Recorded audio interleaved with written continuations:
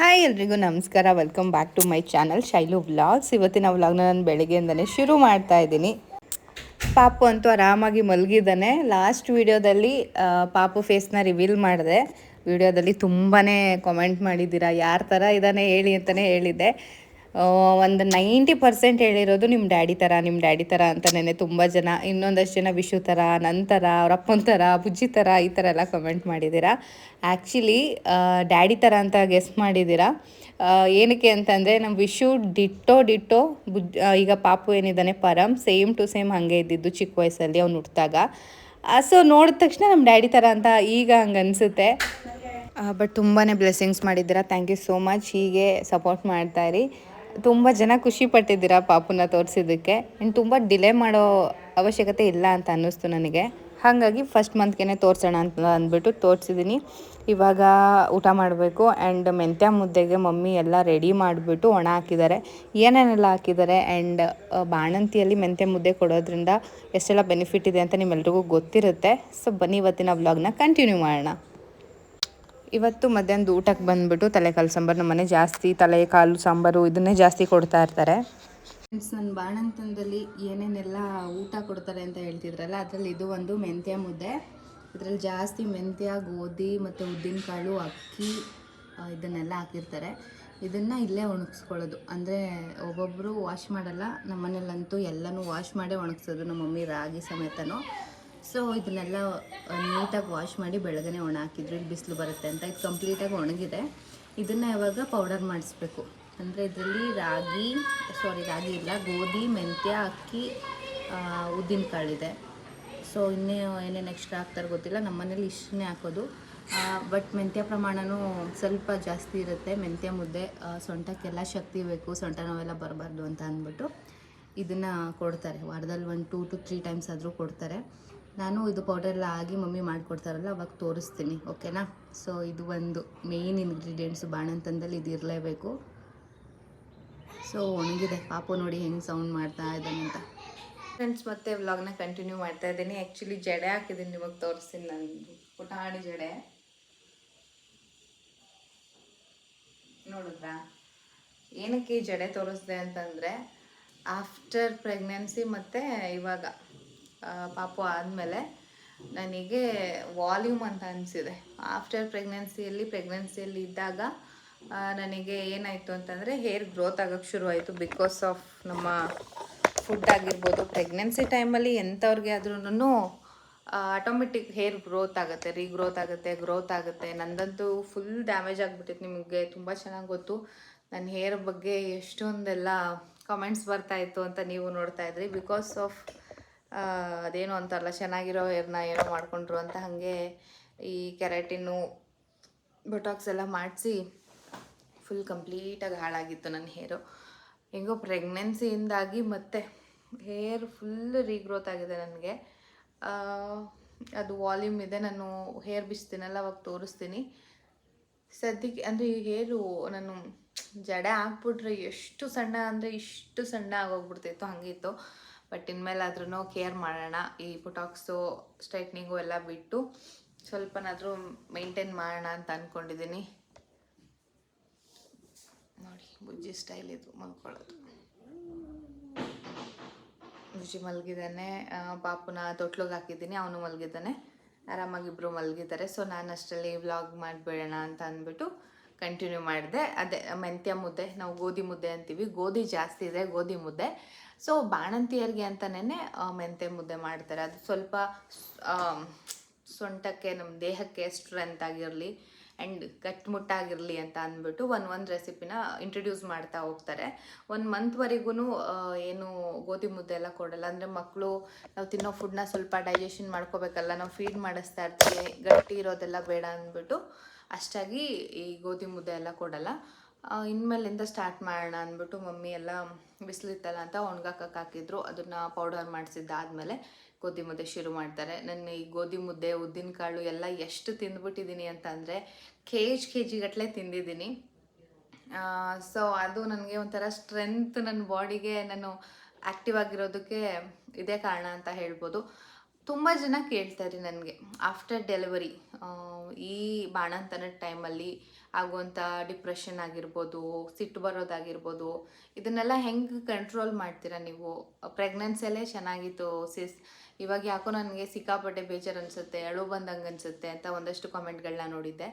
ಇನ್ನೊಂದಷ್ಟು ಜನ ಪ್ರೆಗ್ನೆನ್ಸಿಯಲ್ಲೇ ಚೆನ್ನಾಗಿತ್ತು, ನಮಗೆ ತುಂಬ ಕೇರ್ ಮಾಡ್ತಾಯಿದ್ರು, ಬಟ್ ಆಫ್ಟರ್ ಡೆಲಿವರಿ ನಮ್ಮನ್ನು ಕೇಳೋರೆ, ನಮ್ಮ ಬಗ್ಗೆ ಕನ್ಸರ್ನ್ ತೋರಿಸೋರೆ ಇಲ್ಲ, ಹಸ್ಬೆಂಡ್ ಆಗಿರಲಿ, ಅಪ್ಪ ಅಮ್ಮ ಆಗಿರಲಿ, ಯಾವಾಗಲೂ ಮಗು ಬಗ್ಗೆನೇ ಕಾನ್ಸಂಟ್ರೇಟ್ ಮಾಡ್ತಾರೆ, ಏನು ಬೇಕು ಏನು ಬೇಡ. ಆ್ಯಂಡ್ ಸುಮ್ಮನೆ ಕೋಪ ಮಾಡ್ಕೋಬೇಕು ಅಂತ ಅನಿಸುತ್ತೆ, ಸಿಟ್ಟು ಬಂದುಬಿಡುತ್ತೆ ಸಡನ್ನಾಗಿ, ರೇಗಾಡಬೇಕು ಅಂತ ಅನಿಸುತ್ತೆ, ಏನೋ ಒಂಥರ ಈಗ ಲೈಫ್ ಚೆನ್ನಾಗೇ ಇಲ್ಲ ಅಂತ ಫೀಲ್ ಆಗುತ್ತೆ ಅಂತ. ನನಗೆ ಫಸ್ಟ್ ಪ್ರೆಗ್ನೆನ್ಸಿ ಎಲ್ಲ ಥರ ಅನ್ನಿಸ್ತಾ ಇತ್ತು. ಏನಕ್ಕೆ ಅನ್ನಿಸ್ತಾ ಇತ್ತು ಅಂತಂದರೆ, ನನ್ನ ಪ್ರೆಗ್ನೆನ್ಸಿ ಎಲ್ಲ ಆಫ್ಟರ್ ಡೆಲಿವರಿಯಲ್ಲಿ ಹಂಗೆ ಅನ್ನಿಸ್ತಾ ಇತ್ತು. ಪ್ರೆಗ್ನೆನ್ಸಿ ಟೈಮಲ್ಲಿ ತುಂಬ ಚೆನ್ನಾಗಿ ನೋಡಿಕೊಂಡ್ರು ನನ್ನನ್ನು, ತುಂಬ ಕೇರ್ ಮಾಡಿದ್ರು. ಆ್ಯಂಡ್ ಮಗು ಆದಮೇಲೆ ಕೇರ್ ಮಾಡಲಿಲ್ವಾ ಅಂತ ಕೇಳ್ಬೋದು ನೀವು. ನಮ್ಮ ಮನೇಲಿ ಇದ್ದವ್ರೆಲ್ಲರೂ ಕೇರ್ ಮಾಡಿದ್ರು, ಬಟ್ ಸುನಿಲ್ಗೆ ಟೈಮ್ ಇರ್ತಿರ್ಲಿಲ್ಲ. ಪ್ರೆಗ್ನೆನ್ಸಿಯಲ್ಲಿ ಮಿಡ್ ನೈಟ್ ಕಾಲ್ ಮಾಡಿದ್ರು ಸುನಿಲ್ ಕಾಲ್ ಮಾಡಿದ್ದಾರೆ ಅಂತ ಎದ್ದು ಪಿಕ್ ಮಾಡ್ತಾಯಿದ್ದೆ, ಬಟ್ ಡೇಯಲ್ಲೆಲ್ಲ ಅವ್ರು ಕಾಲೇ ಮಾಡ್ತಾಯಿಲ್ಲ. ಅವ್ರು ಯಾವ ಸಿಚುವೇಶನಲ್ಲಿದ್ದಾರೆ ಅಂತ ನಾನು ಅರ್ಥ ಮಾಡ್ಕೋತಿರ್ಲಿಲ್ಲ. ಕಾಲ್ ಮಾಡ್ತಿಲ್ಲ, ನನ್ನ ಬಗ್ಗೆ ಕೇರ್ ಮಾಡ್ತಿಲ್ಲ. ಕಾಲ್ ಮಾಡಿದ ತಕ್ಷಣ ಪಾಪು ಆರಾಮಾಗಿದ್ದಾನ, ಚೆನ್ನಾಗಿದ್ದಾನ, ಆಟ ಆಡ್ತಾ ಇದ್ದಾನ, ಹೆಂಗಿದ್ದಾನೆ, ಹಿಂಗೆ ಕೇಳ್ತಾರೆ ಅಂತ ನನಗೆ ನಾನೇ ಅಂದ್ಕೊಳ್ಳೋದು.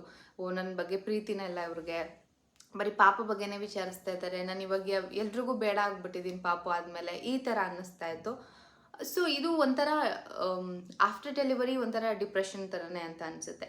ಈ ಪ್ರೆಗ್ನೆನ್ಸಿಯಲ್ಲಿ ನನಗೆ ಆ ಥರ ಏನು ಅನಿಸ್ತಿಲ್ಲ, ಬಿಕಾಸ್ ನಾನು ಆ್ಯಕ್ಟಿವ್ ಆಗಿರ್ತೀನಿ, ಪಾಪ ನೋಡ್ಕೋತಾ ಇರ್ತೀನಿ, ನಮ್ಮ ಮನೇಲಿರೋರೆಲ್ಲರೂ ಕೇರ್ ಮಾಡ್ತಾ ಇರ್ತಾರೆ, ಸುನಿಲ್ ಅವರು ಮಾಡ್ತಾ ಇರ್ತಾರೆ, ಕಾಲ್ ಮಾಡ್ತಾರೆ, ವಿಡಿಯೋ ಕಾಲ್ ಮಾಡ್ತಾರೆ. ಸೊ ಈ ಥರ ಸಮ್ಟೈಮ್ಸ್ ನಮಗಿಂತ ಜಾಸ್ತಿ ಮಗು ಬಗ್ಗೆನೇ ಎಲ್ಲ ಕಾನ್ಸಂಟ್ರೇಟ್ ಮಾಡ್ತಾ ಇದ್ದಾರೆ.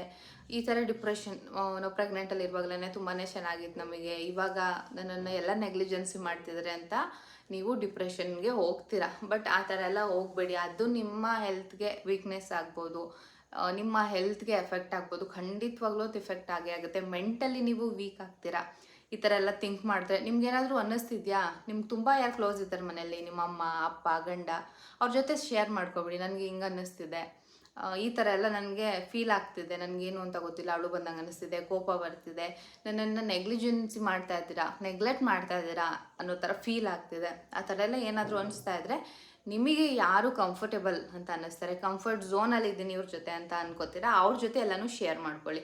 ಅದನ್ನು ಬಿಟ್ಬಿಟ್ಟು ಒಬ್ಬೊಬ್ಬರೇ ಯೋಚನೆ ಮಾಡೋದು, ಒಬ್ಬೊಬ್ಬರೇ ಹಿಂಗಲ್ವಾ ಹಂಗಲ್ವಾ, ನನ್ನನ್ನು ಕೇರೆ ಮಾಡ್ತಿಲ್ಲ ಅಲ್ವಾ ಅಂತ ನಿಮಗೆ ನೀವೇನೇ ಯೋಚನೆ ಮಾಡಿಕೊಂಡ್ರೆ ಮೆಂಟಲಿ ಫಿಸಿಕಲಿ ವೀಕ್ ಆಗೋರು ನೀವೇ. ಸೊ ಅದನ್ನು ಯಾರ ಜೊತೆನೂ ಶೇರ್ ಮಾಡ್ಕೊಂಡಂಗೂ ಅನ್ಸಲ್ಲ, ನಿಮ್ಮ ಮನಸ್ಸಲ್ಲಿರೋ ಭಾರ ಹೊರಗಾಕ್ದಂಗೂ ಆಗಲ್ಲ, ನೀವೇ ಒಳಗೊಳಗೇನೆ ಕೊರಗ್ತಾ ಇರ್ತೀರ, ಇದರಿಂದ ಡಿಪ್ರೆಷನ್ಗೆ ಹೋಗ್ತೀರಾ. ಸೊ ಇದೇನೇ ಆಫ್ಟರ್ ಡೆಲಿವರಿ ಆದಮೇಲೆ ಆ ಡಿಪ್ರೆಷನ್ನಿಂದ ಹೊರಗೆ ಬರೋದಕ್ಕೆ ತುಂಬಾ ಟೈಮ್ ಬೇಕಾಗುತ್ತೆ. ಯಾಕಂದರೆ ನಿಮ್ಮ ಬಾಡಿ ಟಯರ್ಡಲ್ಲಿರುತ್ತೆ. ಒಂದು ಮಗುಗೆ ನಾವು ಆಫ್ಟರ್ ಬರ್ತ್ ಮಗುಗೆ ಒಂದು ಏನೋ ಡೆಲಿವರಿ ಆಗಿರುತ್ತೆ, ಒಬ್ಬಳು ತಾಯಿ ಆದವಳ ಬಾಡಿ ಹೆಂಗಿರುತ್ತೆ, ಅದು ಮತ್ತೆ ರಿಕವರಿ ಸ್ಟೇಜ್ ಬರೋದಕ್ಕೆ ಎಷ್ಟೆಲ್ಲ ಟೈಮ್ ತಗೊಳುತ್ತೆ. ಹಾಗೇನೇ ನಿಮ್ಮ ಮನಸ್ಥಿತಿ ಕೂಡ ರಿಕವರಿ ಆಗೋದಕ್ಕೆ ತುಂಬಾ ಟೈಮ್ ಹಿಡಿಯುತ್ತೆ. ಸೊ ಆದಷ್ಟು ಆ್ಯಕ್ಟಿವ್ ಆಗಿರೋದಕ್ಕೆ ಟ್ರೈ ಮಾಡಿ. ಈ ಒಂದು ವಿಷಯಗಳನ್ನ ನೀವು ಅರ್ಥ ಮಾಡ್ಕೊಳ್ಳಿ. ನನಗೆ ಡೆಲಿವರಿ ಆಯಿತು, ಸೊ ನಾನೇ ಎಲ್ಲನೂ ಸ್ಪೀಚ್ ಮಾತಾಡಬೇಕು. ಮಗು ಬಗ್ಗೆ ಯಾಕೆ ಜಾಸ್ತಿ ಕಾನ್ಸಂಟ್ರೇಟ್ ಮಾಡ್ತಾರೆ ಅಂತಂದರೆ, ನಮ್ಮ ಮನೆಗೆ ಹೊಸ ಸದಸ್ಯ ಎಂಟ್ರಿ ಆಗಿದೆ, ಸೊ ಆ ಮಗು ಬಗ್ಗೆ ಎಲ್ಲರೂ ಕಾನ್ಸಂಟ್ರೇಟ್ ಮಾಡಬೇಕು, ಆ ಮಗು ಕ್ಷೇಮನ ವಿಚಾರಿಸ್ಬೇಕು, ಅದ್ರ ಜೊತೆ ನಿಮ್ಮನ್ನು ನೋಡ್ಕೋತಾ ಇರ್ತಾರೆ, ನಿಮ್ಮ ಬಗ್ಗೆನೂ ಕಾನ್ಸಂಟ್ರೇಟ್ನ ಮಾಡ್ತಾ ಇರ್ತಾರೆ. ಬಟ್ ನಮಗೆ ಅದು ಹೈಲೈಟಾಗಿ ಕಾಣಿಸಲ್ಲ, ಅದು ನಮ್ಗೆ ಅರ್ಥ ಆಗ್ತಿರಲ್ಲ. ಬರೀ ನನ್ನನ್ನು ನೆಗ್ಲಿಜೆನ್ಸಿ ಮಾಡ್ತಾ ಇದ್ದಾರೆ, ನನ್ನ ಬಗ್ಗೆ ಯಾರಿಗೂ ಕೇರೇ ಇಲ್ಲ ಅನ್ನೋದು ಒಂದು ಕಾಣಿಸ್ತಾ ಇರುತ್ತೆ. ಅದನ್ನು ಬಿಟ್ಟು ನನ್ನನ್ನು ಪ್ರೀತಿ ಮಾಡ್ತಾ ಇದ್ದಾರೆ, ಮೊದಲಿನ ಥರನೇ ನೋಡ್ಕೋತಾ ಇದ್ದಾರೆ ಅನ್ನೋ ಫೀಲ್ನ ನೀವೇ ಚೇಂಜ್ ಮಾಡ್ಕೋಬೇಕು. ಇಲ್ಲ ಅಂತಂದರೆ ನೆಗೆಟಿವ್ ಥಾಟ್ಸ್ಗಳು ಬರೋದು ಮೈಂಡ್ಗೆ, ಏನೇನೋ ವಿಚಾರಗಳನ್ನೆಲ್ಲನೂ ತಲೆಗೆ ಹಾಕೊಳ್ಳೋದು, ಅಳೋದು, ಯೋಚನೆ ಮಾಡೋದು, ಈ ಥರ ಎಲ್ಲ ಆಗುತ್ತೆ. ಅದನ್ನೆಲ್ಲ ಬಿಟ್ಟು ನಿಮ್ಮ ಬಾಣಂತನದಲ್ಲಿ ಚೆನ್ನಾಗಿ ಊಟ ಮಾಡಿ, ನಿಮ್ಮ ಮಗು ಬಗ್ಗೆ ಯೋಚನೆ ಮಾಡಿ, ಆ್ಯಕ್ಟಿವ್ ಆಗಿರೋದಕ್ಕೆ ಸ್ವಲ್ಪ ಟ್ರೈ ಮಾಡಿ. ಆದಷ್ಟು ರೆಸ್ಟ್ ಮಾಡಿ, ಜಾಸ್ತಿ ಕೂತ್ಕೊಳ್ಳೋದು ಬಿಟ್ಟು ಮಲ್ಕೊಂಡೇ ರೆಸ್ಟ್ ಮಾಡಿ. ಇದು ನಾವು ಇವಾಗ ಏನು ಮಾಡ್ಕೊಂಡು ಬರ್ತೀವಿ ಅದು ನಮಗೆ ಮುಂದಕ್ಕೆ ಎಫೆಕ್ಟ್ ಆಗುತ್ತೆ, ನೆಗೆಟಿವ್ ಆಗಾಗಲಿ ಪಾಸಿಟಿವ್ ಆಗಲಿ ಮುಂದಕ್ಕೆ ಎಫೆಕ್ಟ್ ಆಗುತ್ತೆ.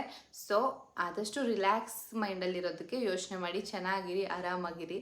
ಈ ಥರ ಎಲ್ಲ ಏನೇನೋ ತಪ್ಪಾಗಿ ಯೋಚನೆ ಮಾಡ್ಕೊಂಡು ಡಿಪ್ರೆಷನ್ಗೆ ಹೋಗೋದು, ಅದರಿಂದ ಇನ್ನೇನೋ ಆಗೋದು, ಜಗಳಗಳಾಗೋದು, ಮನೇಲಿ ಗಂಡ ಹೆಂಡತಿ ನಡುವೆ ಜಗಳ, ಅಪ್ಪ ಅಮ್ಮನ ಮಧ್ಯೆ ಜಗಳ, ಇದನ್ನೆಲ್ಲ ಬಿಟ್ಬಿಟ್ಟು ಬೇರೆ ಥರ ನಿಮಗೆ ಡಿಪ್ರೆಷನ್ ಹೋಗ್ತಾ ಇದ್ದೀನಿ ಅಂತ ಅಂದಾಗ ಕೂಲ್ ಮೈಂಡೆಡ್ನಲ್ಲಿರಿ, ಮಗು ಜೊತೆ ಆಟ ಆಡಿ, ಸಾಂಗ್ ಕೇಳಿ, ಇಲ್ಲ ನಿದ್ದೆ ಮಾಡ್ಬೇಕನ್ಸುತ್ತೆ ನಿದ್ದೆ ಮಾಡಿಬಿಡಿ. ಆಮೇಲೆ ಎಲ್ಲನೂ ಏನೇನು ನಡೀತೈತೆ, ಹೆಂಗೆ ಅನ್ನಿಸ್ತಿದೆ ಅನ್ನೋದ ಒಬ್ಬರ ಜೊತೆ ಶೇರ್ ಮಾಡ್ಕೊಳ್ಳಿ. ಆವಾಗಲೇ ಮೈಂಡ್ ಫ್ರೀ ಅಂತ ಅನಿಸೋದು. ಇಲ್ಲ ಅಂತಂದರೆ ನಿಜವಾಗ್ಲೂ ಡಿಪ್ರೆಷನ್ಗೆ ಹೋಗ್ತೀರಾ. ಇಷ್ಟೇ ನನಗನ್ಸಿರೋದನ್ನು ಫಸ್ಟ್ ಪ್ರೆಗ್ನೆನ್ಸಿಯಲ್ಲಿ ಆಗಿರೋದಕ್ಕೂ ಸೆಕೆಂಡ್ ಪ್ರೆಗ್ನೆನ್ಸಿಯಲ್ಲಿ ಆಗಿರೋದಕ್ಕೂ ನಂಗೆ ತುಂಬ ಚೆನ್ನಾಗಿ ಅರ್ಥ ಆಗಿದೆ. ಸೊ ಸಣ್ಣ ಪುಟ್ಟ ಮನಸ್ತಾಪಗಳು ಬರೋದು, ರೇಗಾಡ್ಬಿಡೋದು, ಅವ್ರು ಕಾಲ್ ಮಾಡಿದ ತಕ್ಷಣ ನನ್ನ ಬಗ್ಗೆ ಯಾಕೆ ಕೇಳ್ತಿಲ್ಲ, ನನ್ನ ಬಗ್ಗೆ ಏನಕ್ಕೆ ಕೇಳ್ತಾ ಇದ್ದೀರಾ ಅನ್ನೋದು. ಸೊ ಇದೆಲ್ಲ ಆಗ್ತಾ ಇರುತ್ತೆ. ಸೊ ಅದನ್ನು ನೀವು ಚೇಂಜ್ ಮಾಡ್ಕೊಳ್ಳಿ ಅಷ್ಟೇ, ಅರ್ಥ ಮಾಡ್ಕೊಂಡು ಚೇಂಜ್ ಮಾಡ್ಕೊಳ್ಳೋದು ಅಷ್ಟೇನೆ. ಅದನ್ನು ಬಿಟ್ಟರೆ ಇನ್ನೇನು ಇಲ್ಲ.